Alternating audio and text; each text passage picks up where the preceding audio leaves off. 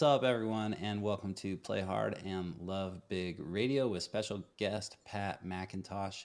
Play Hard and Love Big Radio is the official podcast of Spotted Dog Yoga and Sup Shop based out of Folsom, CA, and available anywhere with our online offerings.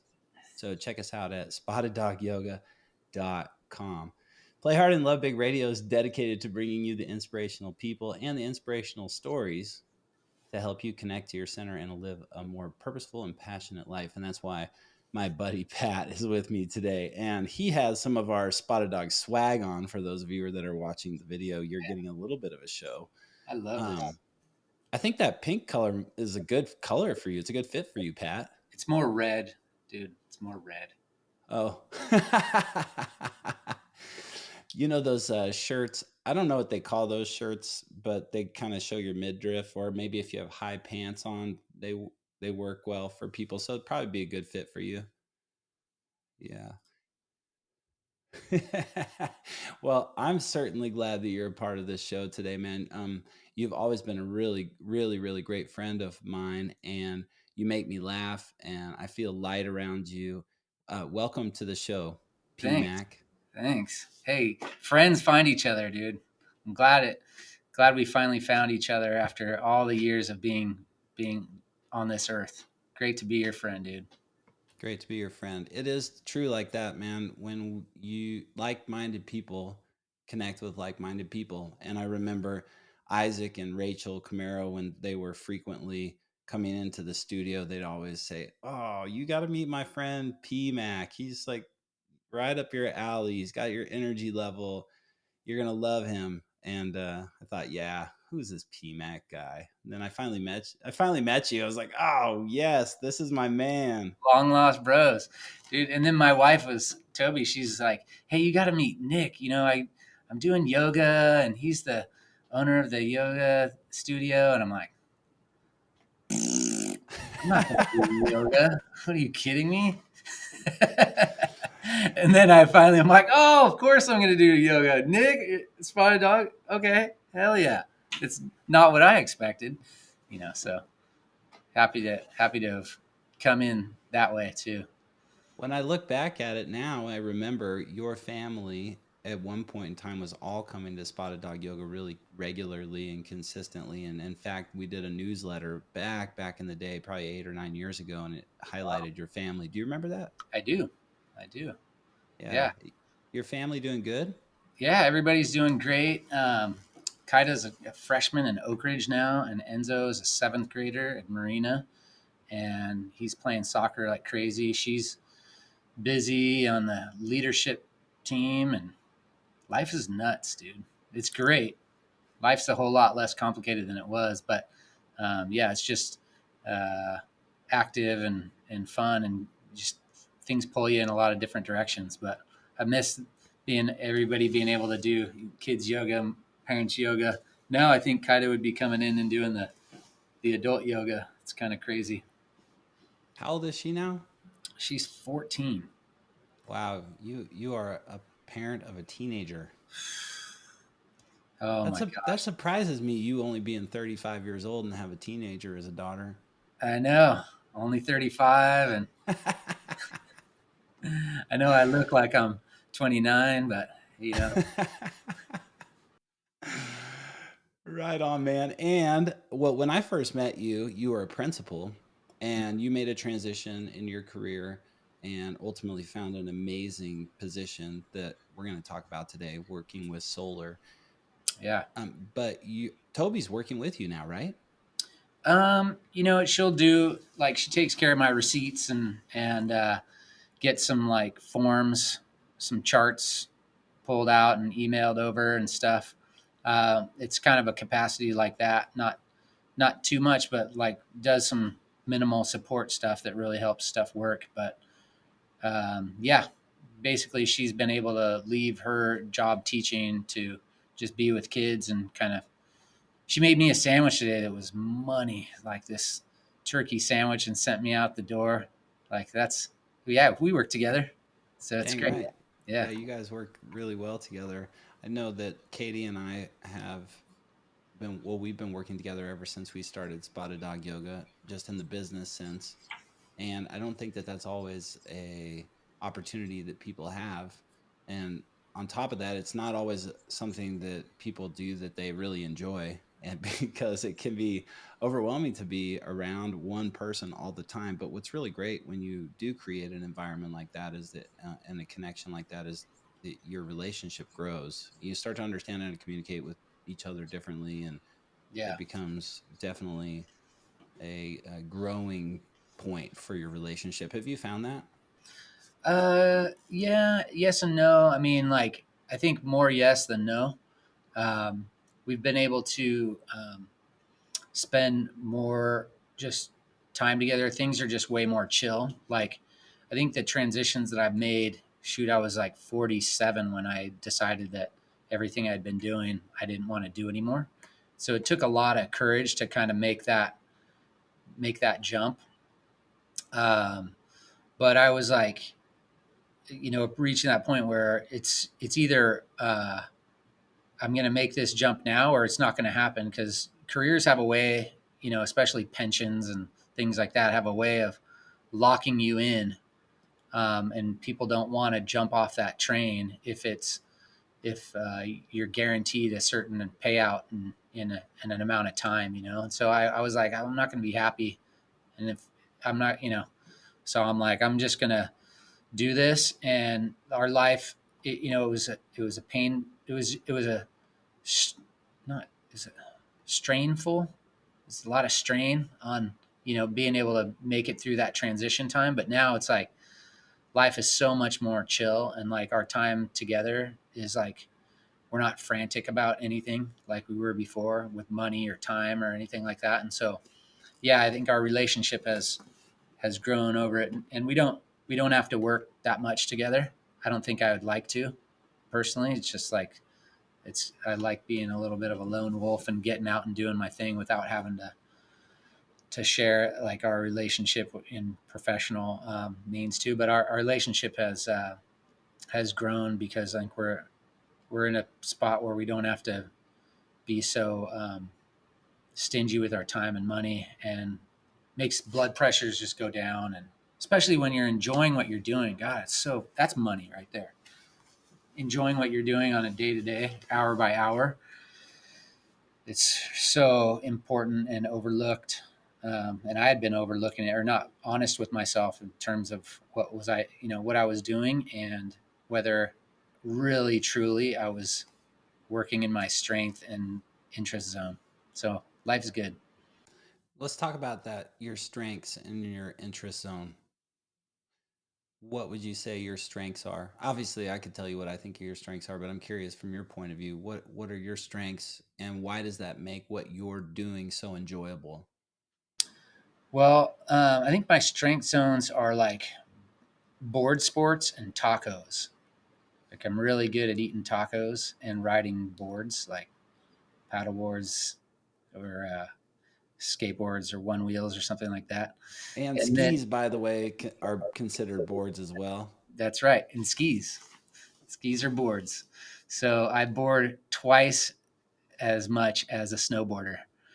Um, so, and then I think my strengths are, I hate saying just working with people. It sounds so general, but I think I'm an extrovert in that like uh, I get strength and energy from rubbing elbows with people. Sometimes literally, like I look forward. One of the things I love about Spotted Dog, or like it's like a team sport. Like if you're gonna be getting up and going to Jen's class, like okay, well she's gonna put you on blast on Facebook or whatever. You're looking forward to seeing her, and she's like, hey, oh, you're in. Or Lena's like, hey, I didn't see you last week, and you're like, oh yeah, and that looking forward to seeing everybody is such a thing that is a gravitational pull for me into sports or work. Um, and I think that's kind of like my strength, and then kind of handling problems, like looking at creative ways to solve problems is probably a strength of mine. Um, And I say I surround myself with smarter people than myself, and it's a fact. Everybody around me is smarter than me. So I surround myself with smarter people than myself, and I plagiarize them, and I ask. I don't think I'm too proud to ask for advice or help or what their perspective is. So I try not to be too prideful where I feel like I can't ask for something, you know. And so and I tell, like, when I go golfing with somebody, I'm like, hey dude, tell me what I'm doing here. I'm not opposed to unsolicited advice, and I let someone know that immediately, so they can be like, oh, okay, here's what you're doing. And I'm like, oh, thank you. And I walk out being a better golfer than I was before, because I tell them right away, like, hey, if you see something and I could be doing better, let me know. And I think that's what I take into my work world. So That can be something that holds people back. Certainly, I know I've had that experience personally. Just most recently, when I was learning to fly fish, I remember going into the fly fishing store with a list of, okay, I need hoppers and I need whatever, caddis flies. I need this kind of line, this and that. And I looked it up and I had researched it. But mainly, I feel like I researched it at that point in time so that I could go in and not look like as big of a dumbass. Like, honestly, I wanted to get the right shit, of course, but I also wanted to go in there and act as if I knew what I was talking about. But then I get there and I say, okay, I need a caddisfly, I need the hopper. And they're like, okay, the hopper's over there, the caddisflies are over there. And I'm like, what do they look like? Yeah, I felt silly asking for help. And then finally, I like let go of whatever that ego thing was. And I'm like, yeah, dude, I don't never fly fish before. I need your help, like hands on. What do I need? Like, walk me through it. And once I started being more like that, I started to learn that sport that much more. And I feel like it's the same with anything. If you're not open to asking questions or being new, it's going to close you off from having the ability to learn from other people and to sure. experience and to grow in a new way. Yeah, it's probably a big part of why beginner's luck is beginner's luck, because Mm. people around them know, like, oh, that dude doesn't know what's going on here. Here's this little nugget, here's this little bit of help. Whereas people who are like done being novices at what they want, and they want to put on an air like they got that all figured out, well, then no one's gonna offer any free help. If you got if you're fronting like you know it all. So I don't know. I try to stay as a much of a beginner's luck type of dude as I can. Hmm. I appreciate that and that, and similar to what we talked about earlier, like attracts like. When I'm around you and you're being like that, I feel like I can be more like that too. I look in the background there where you're at Spotted Dog Yoga and Sup, and I see those paddle boards, and I remember must have been 9 years ago when I was on a paddleboard with you and Isaac, and we were out at Folsom Lake. And I said, you know what I want to do? I want to start a paddleboard yoga company. How in the heck would I do that? I'd hardly ever been on a paddleboard. I'd borrowed one of the foam boards that you guys had. And I remember you guys kind of walking me through it and thinking, coming up with different ideas and whatnot. And then voila, look at what's happened. Dude, yeah, that was Hmm. awesome. I remember where we left like a board and a paddle and a PFD on the car, and we were already out there, and there was like some chop on the lake. There was like white caps and everything, and you put your cell phone in your pocket, and it wasn't waterproof either.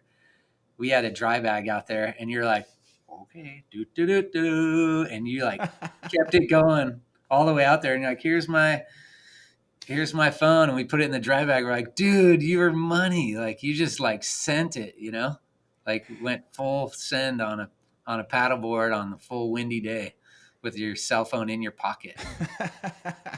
And to be honest, it's probably because I didn't even think about it, or it might have been a bonehead move that just turned out good. Yeah, yeah. You're like, let's do it. Yeah. Well, we haven't even talked about what it is you do for a living, but you're in the solar industry and you've really fallen in love with it, and it's been something that fits your personality, and it lends to your strengths as a person and your qualities as a person, and it provides for your family. What else do you like about working in the solar industry? and what's happening there for you right now? Um, well, the way fell into it was really weird. I remember as a kid being like, man, solar's going to be big one day. When I was a kid, they were starting to talk about global warming and we need to find alternative energy. And I was like, solar's going to be big. I should invest in it or somehow work in it someday. And then that was it. I became a teacher and a principal. And then I was like, I'm going into sports and started podcasting, and then thought I had a gig as an agent, and I was like in Germany trying to figure it out, and I was like, shoot, I need to find something that makes money now. And then I got on Indeed and I found a solar company, went through two of them, and then ended up working with a company that got bought by Sunrun, and so I've been working with them. But it's the thing that's one of the things that's awesome is it's like a cutting edge thing, so it's always changing. And so like if you take your eye off of what's going on, like there's a new policy or there's a new technology, and you got to like be up on it. And so like right now, I feel like I am the dude that knows so much like really valuable information that's cutting edge and right now, and I feel like I could bring a lot of value to homeowners and PG&E customers. But I better stay focused on it. Like it scares me to go on vacation, like for 2 or 3 weeks. I come back and I feel like I got to catch up, and I didn't have that in previous jobs because everything's kind of more well, same, same, and but PG&E goes up 20% a year, and there's problems with fires and everything. And so like there's a new thing now that's like whoever can get a battery on their house and solar is the thing. You got to have batteries. Everything, the landscape changed in April where you can't just do it without a battery. So there's a lot of like changes that have happened, but it's just about rolling with those changes, and it looks just awesome. The future is bright for solar customers who literally it's like power to the people, and it's decentralizing the grid from like a central um, monopoly and like a accident prone wasteful monopoly to decentralizing and giving power to individuals, which is really exciting. And then all the savings and green energy that comes along with that is it's like all the warm and fuzzies that I like, and doing something that I think is valuable for people. And then it's measurable. The other thing I like is measurable. As a teacher, like you're always like um, supposed to be measuring your outcomes and testing your students. But at the end of the day, you really kind of don't know, like, oh, how much am I changing the world? Who knows? Maybe a lot, maybe not. Who knows? But when you're installing solar, like you can literally track down to the wattage of how much you are offsetting dirty power into clean renewable energy. And so you Hmm. can have a straight answer. Like I've installed probably 300 kilowatts of clean energy, and that's how much I've changed the world. So that's my little measurable thing I've done. Like I like knowing that, you know, like what kind of impact you making? Well, 300 kilowatts, So like that's something I like, having something that's measurable and trackable, and it's real, tangible. Hmm. So that's what I like about it, and it's just weird. Um, and fun being involved in something that is you feel super connected, like not like, oh, this is my work and this is my life.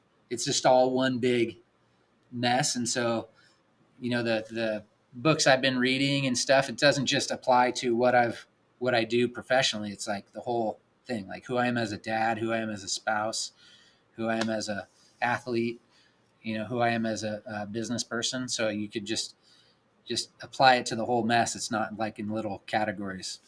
Hmm.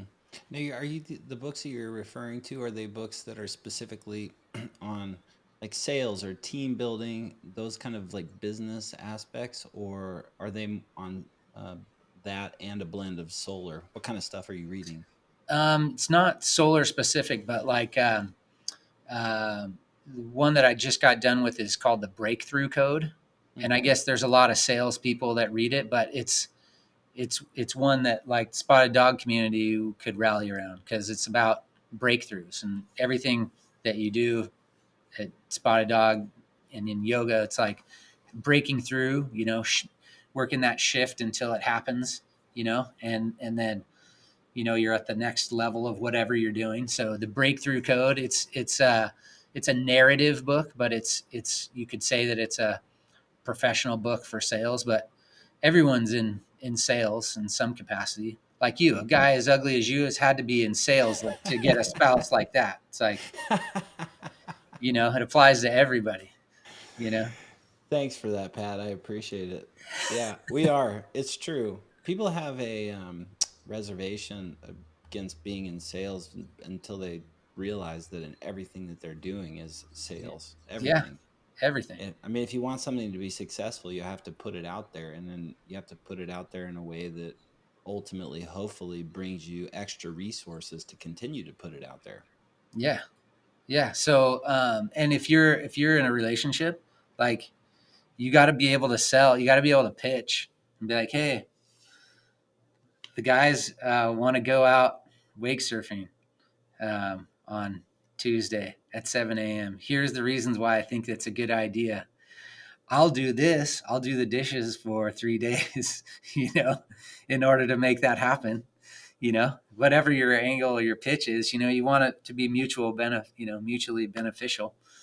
Yeah, And absolutely. And yeah, some of those things, right? You have a like can communicate the plan and it can work. And then what I've also found in my relationship with Katie is that just doing the actions leading up to what it is that I want to do so she knows what to expect from me hmm ultimately gives me that freedom. And when I say that, an example is if I'm going to go on a big hike or a big bike ride on a Saturday morning, and my job duties on any morning are to wake up to make sure that there's a smoothie made, to wake up to make sure the coffee is prepared, and then Katie takes care of the food right in the morning time. So what I do is before I go to bed, even if it's at 12 o'clock or 1 o'clock and I'm waking up at 5 o'clock the next morning, is that I put all the fruit, all the veggies, all the powder, everything in the smoothie blender. And I put a note and says, add water and frozen fruit. And then I say dogs are fed, and then I make sure that the dogs are fed when I leave. I put the coffee cups out, and I put the coffee in the little pour deal, the drip deal. And I'm like, okay, everything is ready. The water in the pot is filled and ready. And so then when I leave, I know it's as easy as it could possibly be for Katie. When and so I'm out biking and having a great time, and she's waking up and she can enjoy the kids, and she doesn't feel like she has all that extra stuff to do because I'm not there. And I found that it actually just opens up a whole world for me because when I ask to do something, she just knows that that's going to happen. So, yeah, um, yeah. That's anyway, that's like kind of my take and perspective on it, on what you're saying too. And then sometimes you have to sell it to them verbally too. But Yeah, yeah, and you got to oh, do what you say you're going to do. You right, can't say, "Hey, and I'll be back at noon," and then not be back at noon. You got right. to be back at noon, or maybe 11:50, and then it's like over delivering. You know? Exactly. Yeah. Sometimes there's been times it's funny. I say, "Well, Katie, I think I'll be back," and she looks at me. She's like, "Don't promise me what time you're going to get back." I'm like, all right. So I don't even promise a time now. I'm like, all right, if you're Better. letting me go, I'm gonna come back in one piece. Does that work? Nice, man. Well, you've you're the Eldorado solar dude. Uh-huh. www.eldorado solar dude. I'm going to put all the ways in which you can get a hold of PMAC, Patrick McIntosh, in the show notes. So you don't have to worry about remembering that, y'all. But you're the Eldorado solar dude, and you're now beyond just being the one guy in your organization. You are training people, you're being trained by people. What would you say you have brought from your own personal experience of selling solar and providing solar and educating people into the training of the people that are working with you? Um, I think there's a layer of transparency that I think people appreciate when they're in a sales situation, and like um, reducing pressure, like um, buying pressure on people. Like nobody likes to be in a situation where they feel like they're being closed. And so I think I like to tell people like, hey, when you're talking to a customer, remind them, hey, look, things look good as the potential at your house for doing solar, but we want to stop short of making any promises of whether it could work yet or not. All that we can do is look at what the potentials are. You have a leave you with a packet of information that you can keep, and schedule you for a site survey. At the end of your site survey, we'll follow up, and if it looks good, then we'd invite you to move forward at that point. But hey, let's just not make any promises of whether this can work or whether you have time to make up your mind to know that this is a good thing for you, because we haven't been able to do that yet, and it just decreases everybody's blood pressure. I think I'm good at that, and then people are like, oh, okay. um, and The way I've always liked to approach sales is kind of like the way, maybe I approach dating in college, kind of like, hey, I don't know if you're going to qualify. I'm going to have to get back to you. We're going to have to both take some time to think about this for a while. I'm not going to make you an offer. All right. Can't make you any promises. You might not be someone who I'm going to want to hang out with. Let's look over the facts and see how a site survey would be, and then let's postpone all these like hard and fast decisions. you know and I just think about it in terms of that, and then everyone's like, oh, okay, cool. Instead of getting all emotionally all hooked in, you go, hey, ho, hey, let's take our time looking over the let's not make any hard and fast decisions. I Yeah. love that approach. It's true. And I love the correlation between that and dating too. It reminds me of, those times when I would give somebody my phone number and then they would like be texting me all the time. Probably back in that day it wasn't even a text. It was more like they'd be calling me all the time. And I'm like, "Whoa, ease up. Ease Yeah. up. Take a break. This might Yeah. not be right for you. Uh-uh. I don't know what you don't I don't think you quite know what you're getting into. Maybe you want to take a few breaths and take a step Yeah. back." Yeah. Yeah. No. Let's see. Yeah. Calling you. There was no texting. I don't know. Probably was for you, but for me, I'm like, my roommate answered the phone call and was like, hey, no, Pat's not here. And I'm like, no, I'm not here. Tell her not. Yeah, he's It was not in here. the Oh my gosh. Well, you were a hard one to score apparently. Toby's a stud. Yeah. Um well, you obviously get along with a wide variety of people, and in the forum for the podcast we ask what your greatest strengths and qualities are, and you did mention that you get along with a wide variety of people and that you have a high tolerance for annoying people and difficult people, because sometimes people can seem annoying or difficult. How do you how did you create the ability to have a tolerance for people when things are not easy in communicating with them? Yeah. I don't know. I think I have a way of tuning people out, like that dude who won't stop talking. I could just be like, yeah, okay, cool, and I could listen to him and listen to him, and you know what? I don't know why or how I have that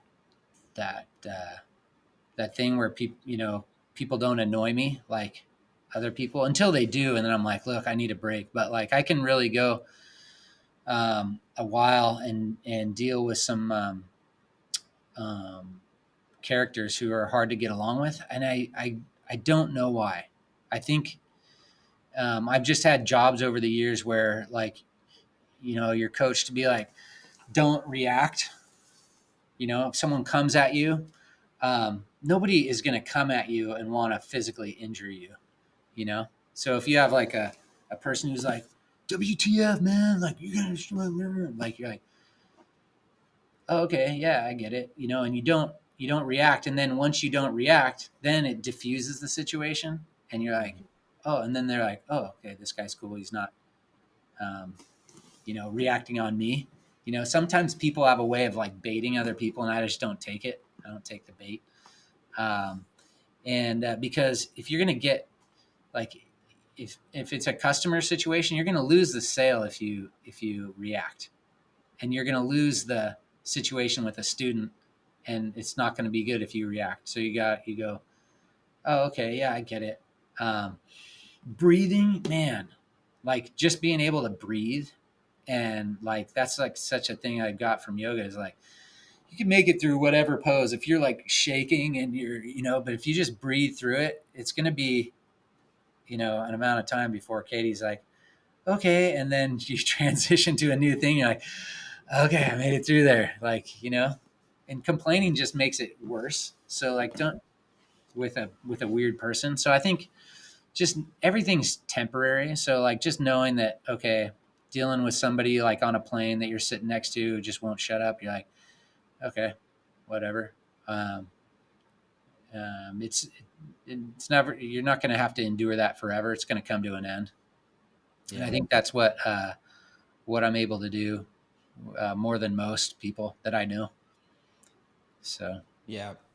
I love how you speak to the reactivity aspect of it because you have a choice. Always, we have a choice to whether to react or respond to a situation different, right? And you're right. I mean, no matter even some people don't know they're baiting you in to a reaction. They just happen to like have that like somewhat of a negative attitude or whatever, and it like can bait you in. So you have to be careful that you don't get baited in even accidentally. And what I've learned in the practice of yoga too is that if I can get into my body, take a few breaths, take a step back, then I'm way less reactive. If I meditate in the morning time and do my yoga practice in the morning time or go on a hike or do some sort of physical activity, I'm way less reactive. I'm way more enjoyable if I'm taking care of myself like that. So nice. Well, I definitely believe that our listeners can and will be inspired by that. So y'all go out there and take a few breaths and try not to react, but respond like the Eldorado solar dude. This guy. keep saying my website, dude. I'm gonna have to go in there and update it. I haven't in a while. There is a picture on there that is pretty awesome. You all should go. Hey, go to eldoradosolardude.com and give PMac a text message about what you think about the picture that he's got at the bottom. He's one happy character. I like that one. Um, Hey man, a couple more things before we roll out. I want to touch on that I think are really entertaining and really great for people is the number one, the chair lift cooking show. Mm. How did that start? What's that all about? What can people stand to benefit if they get on your Instagram and check out the chairlift cooking show? Well, before I say that, I want to say I really have enjoyed your chairlift stretches, your chairlift yoga that you put on there. Chair yoga? Yeah, chair yoga. Thanks, man. Because that's money. I've had to come to grips with how much I've loved skiing over the years. I'm actually really love riding chairlifts with my friends more than I actually Nice. love skiing.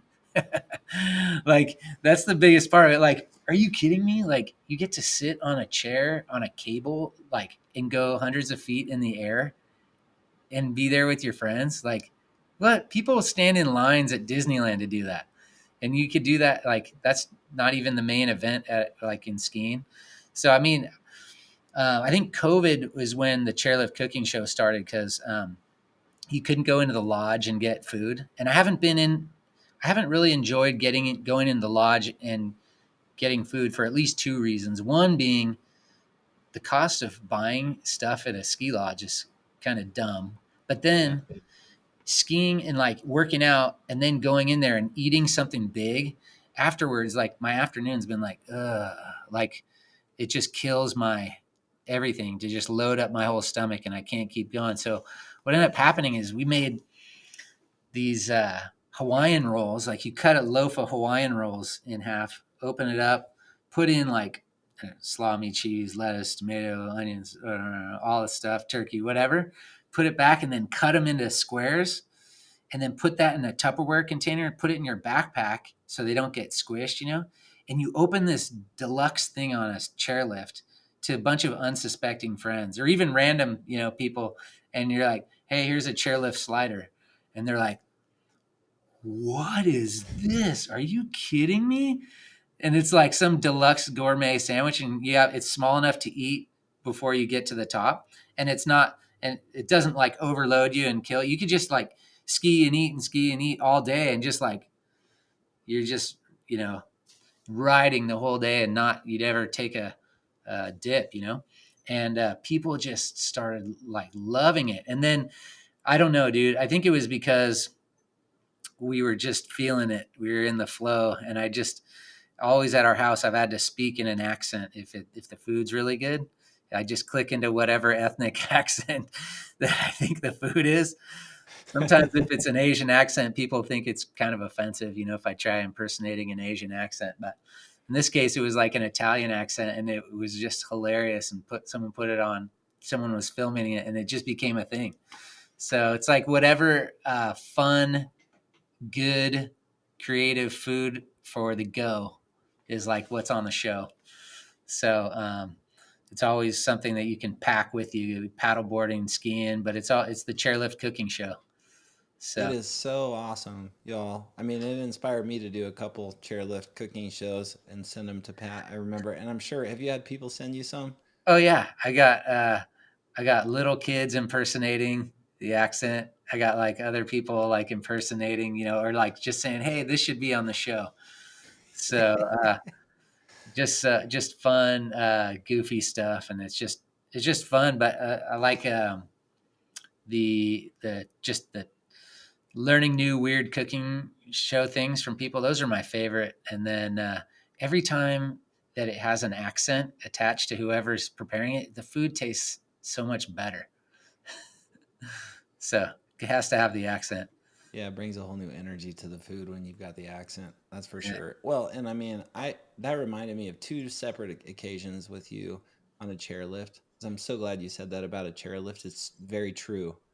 In the last couple of years, some of the best moments I've had with my son, Owen, my oldest son, have been on a chairlift.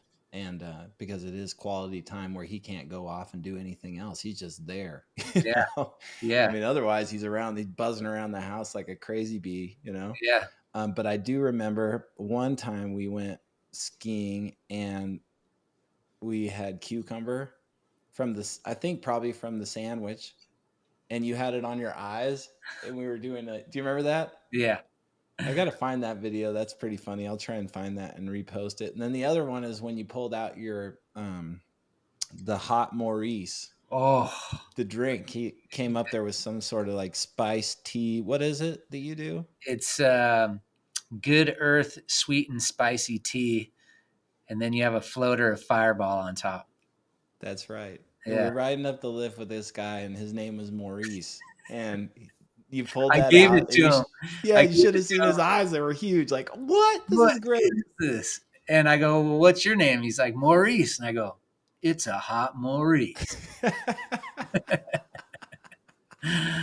Uh, So good, man. Well, Patrick McIntosh, thank you so much for being a part of Play Hard and Love Big Radio, buddy. This for those of you listening and if you want to know Pat a little bit more, he's been on the show before. You're a regular now, official regular. There's a podcast episode called Play Hard Love Solar, and that's one of our highest listened to episodes in the last couple of years. It's like a couple years old, and things have changed because I started recording a podcast on my phone in my garage when we first started. So quality might be a little different, but the entertainment value is definitely high. And in the show notes, I'll make sure that I put a link to eldoradosolardude.com and to Pat's Instagram, so you can check out the chairlift cooking show. You definitely will get some amazing entertainment out of that. Play Hard and Love Big Radio is the official podcast of Spotted Dog Yoga and Sup Shop, based out of Folsom, California. Check us out at spotteddogyoga.com. Play Hard and Love Big Radio is dedicated to bringing you the inspirational people and inspirational stories to help you connect to your center and live a more passionate, purposeful life. Surprised I was able to get all that out in one breath. And P Mac, you have definitely done that for us today. So thank you so much for being a part of the show, my friend. Thank you, Nick. Let's get some pictures, dude. Yeah, Yep. great to be with you, bro. Right on, you all. Hey, thanks for checking out the show. If you want to watch it on video, you can check it out on our YouTube channel at Spotted Dog Yoga, or you can check it out on Spotify. The video is available there too. But we're available on all major podcasting platforms and getting a lot of views. So thank you for sharing with your friends and family. Everybody have a great rest of your day. Namaste. Namaste. Hang loose, buddy.